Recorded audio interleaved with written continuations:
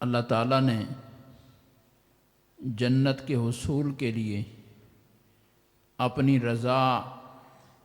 بندوں کو دینے کے لیے مشکل امتحانات سے بندوں کو گزارا ہے۔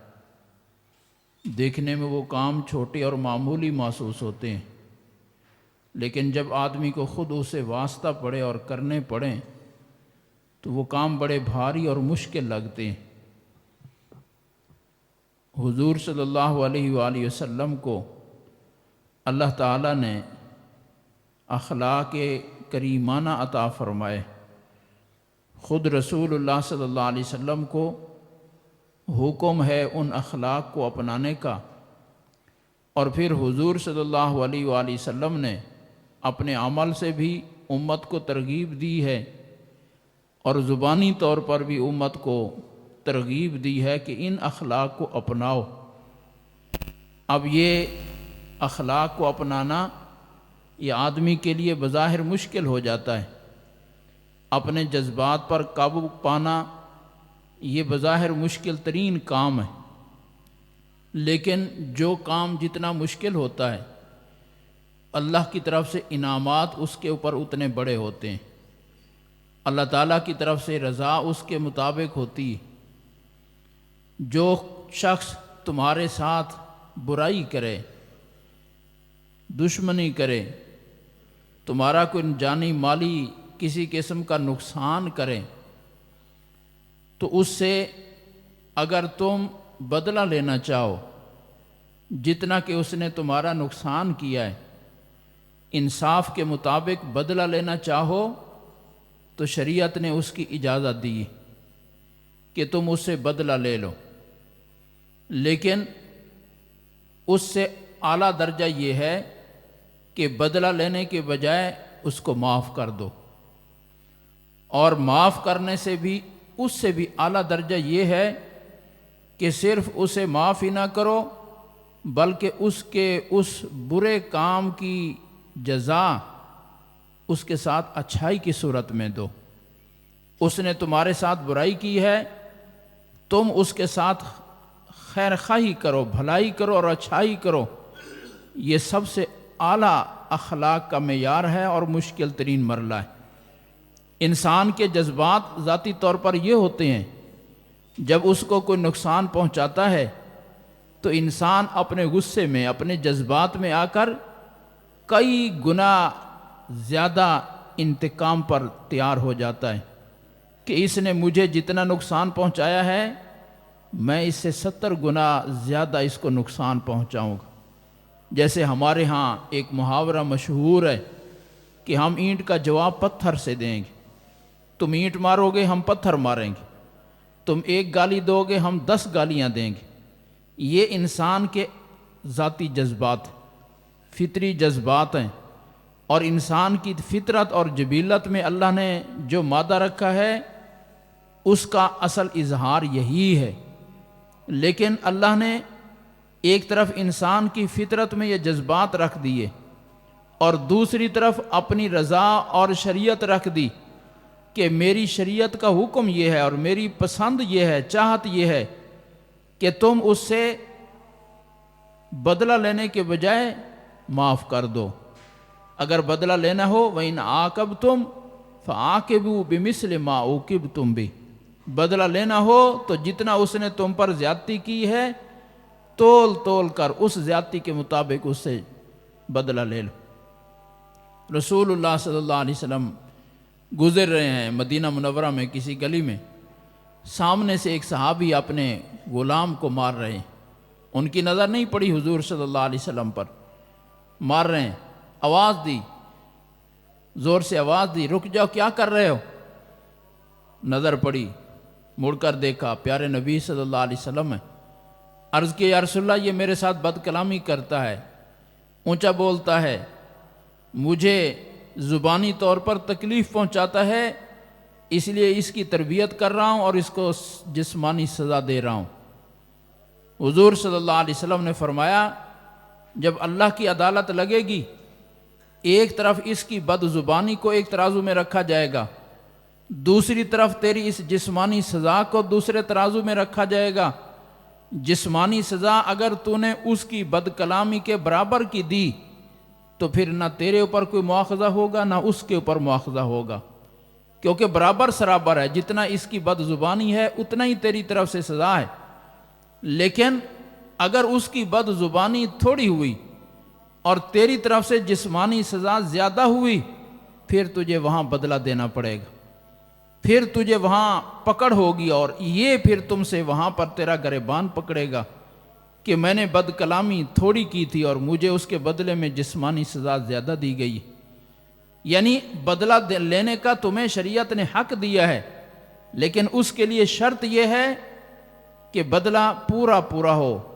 اگر اس جرم سے تھوڑا سا بھی بدلہ زیادہ ہو گیا، پہلے وہ ظالم تھا اب تم ظالم ہو گئے ہو، پہلے قیامت میں اس کا گریبان پکڑا جانا تھا اب تمہارا گریبان پکڑا جائے گا۔ تو یہ پہلا مرحلہ ہے کہ تم بدلہ لینا چاہو تو لے سکتے ہو، لیکن ایک کا ایک کے بدلے میں ہوگا، ایک کے بدلے میں 70 کا نہیں ہوگا۔ اینٹ کا بدلہ اینٹ کے ساتھ ہوگا، اینٹ کا بدلہ پتھر کے ساتھ نہیں ہوگا۔ یہاں پر آدمی بہت حد تک اپنے جذبات پر قابو پاتا ہے کہ بدلہ لینے میں انصاف کو مد نظر رکھے، لیکن اس سے بھی اوپر والا درجہ یہ ہوا، جذبات یہ ہیں انسان کے کہ میں اینٹ کا جواب پتھر سے دوں، میں ایک کے بدلے میں اس کا 70 حصہ نقصان کروں، لیکن اس سے اوپر والے درجے کا ترغیب اور حکم یہ ہے کہ تم بدلہ 70 کے بجائے ایک کے بجائے اس کو بالکل ہی معاف کر دو، بدلہ لو ہی نہ، اس کو معاف کر دو۔ یہ اوپر والا اخلاق کا مرحلہ ہو گیا، اور یہ اس سے بھی زیادہ مشکل ہو گیا۔ اندر دل جذبات یہ ہیں کہ میں اس کو کچل ڈالوں، اور شریعت یہ کہتی ہے، ترغیب دے رہی ہے کہ اس کو معاف کر دو۔ اب یہ اس وقت انسان اس کو پتھر مارنے کے بجائے اپنے دل پر پتھر مارتا ہے، اس کو جتنی سزا دینا چاہتا تھا معاف کرنے کے ذریعے وہی سزا وہ اپنے آپ کو دیتا ہے، اور جتنی تکلیف اس کو پہنچنی تھی اس کی سزا کی وجہ سے اس کو معاف کر کے وہ ساری تکلیف اپنے آپ کو پہنچا رہا ہے کہ میں نے اس کو معاف کیوں کر دیا، حالانکہ میں اسے بدلہ لینے پر قادر تھا اور میرا حق تھا۔ تو وہ معاف کر دیتا ہے تو اپنے آپ کو اس نے گویا سزا دی ہے، اس کو سزا دینے کے بجائے اپنے آپ کو تکلیف پہنچائی ہے، اس کو تکلیف پہنچانے کے بجائے، لہذا اب اللہ پاک کی رضا کا مستحق ہو گیا۔ سیدنا صدیق اکبر رضی اللہ تعالی عنہ کے بارے میں قرآن پاک میں اللہ نے ارشاد فرمایا، جب حضرت اماں عائشہ رضی اللہ تعالی عنہ پر جھوٹی تہمت لگی زنا کی، کئی دن تک اللہ کی طرف سے معاملہ ابہام میں رکھا گیا، وحی نہیں آئی، حضور صلی اللہ علیہ وسلم پریشان، صدیق اکبر رضی اللہ تعالیٰ عنہ پریشان، چوک چوک پر اسی بات پر تبصرے اور تذکرے ہو رہے ہیں، اور گھر گھر میں وہ عزت اچھالی جا رہی ہے پیارے نبی صلی اللہ علیہ وسلم کی بھی، سیدنا صدیق اکبر رضی اللہ تعالیٰ عنہ کو بھی بدنام کیا جا رہا ہے۔ آخر کار اللہ کی طرف سے وحی آئی، اماں عائشہ رضی اللہ تعالیٰ عنہ کی پاکی اللہ نے قرآن کا حصہ بنا دی، تو صدیق اکبر رضی اللہ تعالیٰ عنہ کو جو سب سے زیادہ تکلیف تھی اور غصہ تھا وہ حضرت مستح رضی اللہ تعالیٰ عنہ پر تھا۔ یہ صدیق اکبر رضی اللہ تعالیٰ عنہ کے بھانجے بھی لگتے تھے، رشتہ داری بھی تھی عزیزی اور قریبی، اور پھر غریب تھے، اور صدیق اکبر رضی اللہ تعالیٰ عنہ مستقل ان کے گھر کا خرچہ بھی دے رہے تھے، احسانات بھی کر رہے تھے، رشتہ داری بھی تھی۔ دونوں چیزوں کا تقاضا یہ تھا کہ مستح کو کم از کم اس معاملے میں آگے نہیں آنا چاہیے تھا، اور کچھ نہیں تو خاموش ہی رہ جاتے، لیکن انہوں نے بھی بھرپور حصہ لیا اس مہم کو آگے پھیلانے میں۔